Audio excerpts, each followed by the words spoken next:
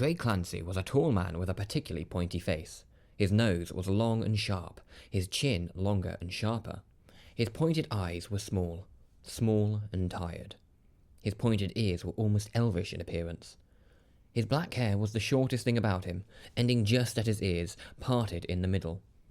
His clothes, which typically consisted of a buttoned-up, long-sleeved shirt, sometimes it was white, other times it was an ocean blue, a brown tweed vest, and brown trousers, were all tightly worn. His brown shoes, though never done up correctly, were a size too small for his feet. Drake Clancy was also very wealthy, though not to be confused with very rich. Much of said wealth came from working in a high-powered position within his late father's rather successful company. This company, large enough that it impacts everyone's everyday lives, but not so big that everyone would know the name of it, was mainly run by stuffy men and women in their perfectly fitted office attire. They were prudent, punctual, practical, and parallel. Perfect. However, Drake Clancy, seemingly stumbling through each day, still remained close to the top, pushing the buttons he was told to push, and making decisions he had no qualifications to make, nor any power to enact. It was hard to tell if Drake Clancy truly understood his position and purpose. Most other people couldn't quite understand it either. This led people to look upon Drake Clancy with a dramatic mysticism of its fantastical mundanity. One colleague, Neil, whose desk sat opposite Drake Clancy, would observe the man closely to try and understand more about him. A man so perfectly positioned for power and control, with a face that could easily turn stern and commanding, flapped about his days with such a lackadaisical attitude and vacant look in his tired eyes. It was captivating to witness. Neil would watch closely the man and report his mundane findings to his colleagues over drinks at the end of each workday. He came into the office with his usual emotionless detachment, his pointed body rigid, his face stoic. He feinted a smile at passers-by, exchanging clearly rehearsed pleasantries, but when he looked away his face dropped. He then sat at his desk and began typing away on his buttons. These were the type of stories that would be told day after day. They became increasingly elaborate with the level of detail. He always gets up for a single coffee per day, typically around 12. He would attend meetings with people who talked at him rather than to him, and then he would promptly return to his desk to continue typing away at his buttons, Neil would say. This went on for many days over the course of many months. Each time, the other office workers would crowd around as Neil would regale them with interesting tidbits and factoids. Occasionally, he would drink an additional coffee in the morning, but today he just had one with 2 sugars and a drop of milk. When stressed, he would scratch behind his large ears with 2 fingers, specifically his pinky and his ring finger. His eyes would awkwardly shift around every new room he entered, despite his still, stony stature. Drake Clancy would always walk as close to the walls as possible. Drake Clancy blended in with the monochrome office like an anxious chameleon on alert. With weighted movement, Drake Clancy would end the day by carefully packing away their few belongings, a pencil, some notepads, his coaster, into a brown rucksack.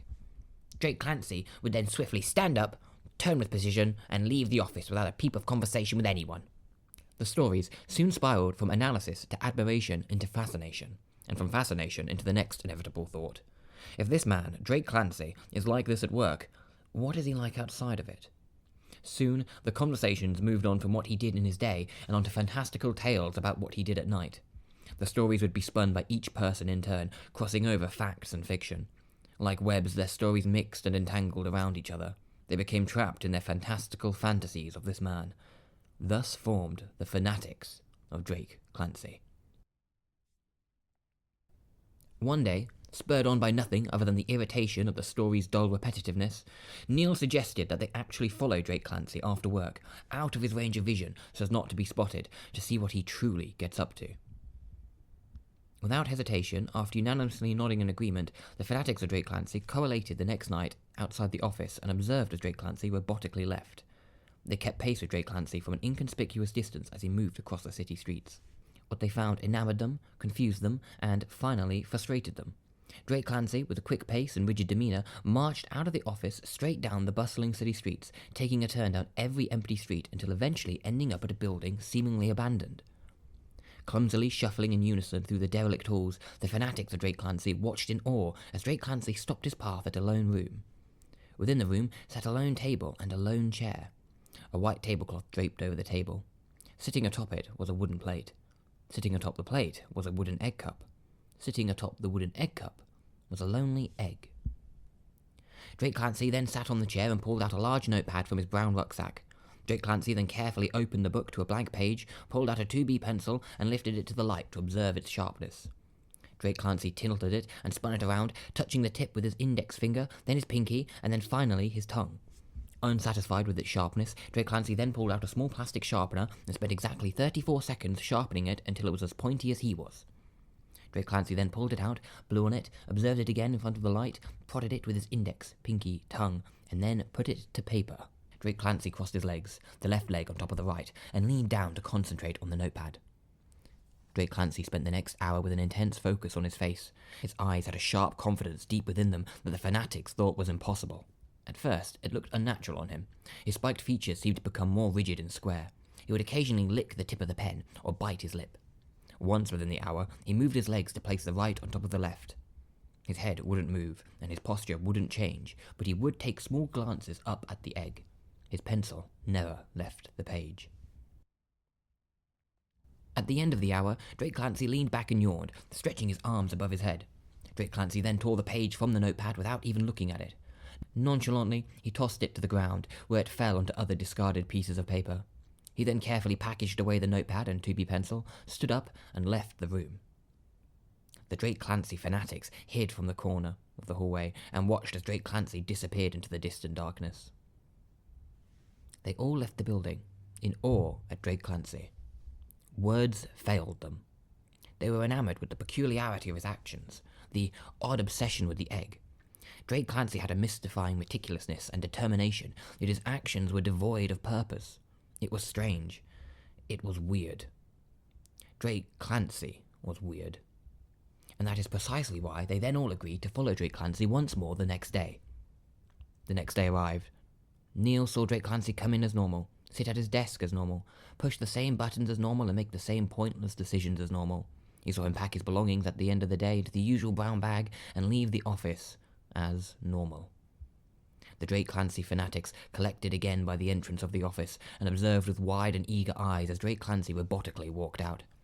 They kept pace with Drake Clancy from an inconspicuous distance as he moved down the city streets, following the same path down empty streets, leading into the same empty building, into the same vacant room. Again, Drake Clancy sat on the chair and pulled out a large notepad from his brown rucksack. Drake Clancy then carefully opened the book to a blank page, pulled out a 2B pencil, and lifted it to the light to observe its sharpness. Index, pinky, tongue, sharpened for 34 seconds. Index, pinky, tongue, paper.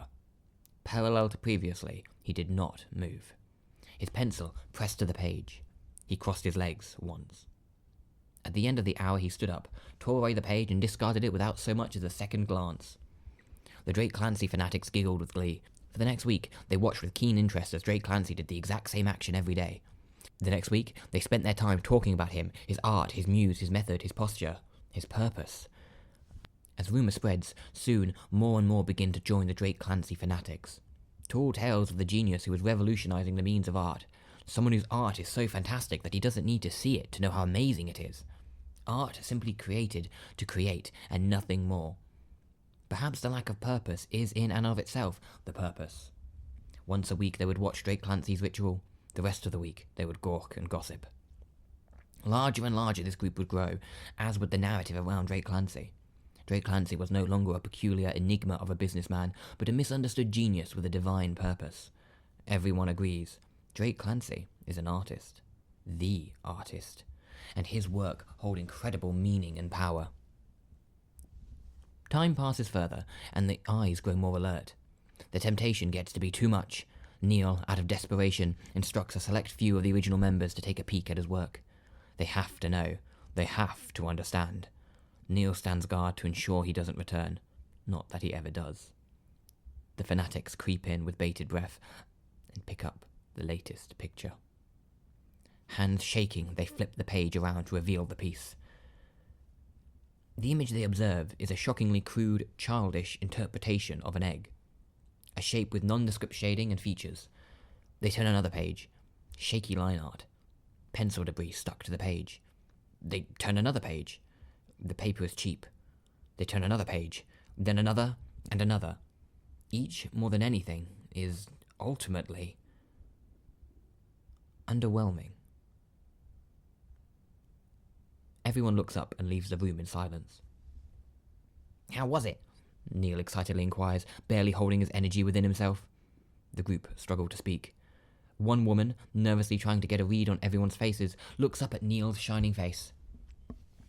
It was unique, she says with hesitancy. The others perked their heads up slowly. Yeah, it was unbelievable, one said. So unique, said the other. Indescribable. Unutterable. Words cannot describe it, said the final person, with a firmness that sounded more like a command.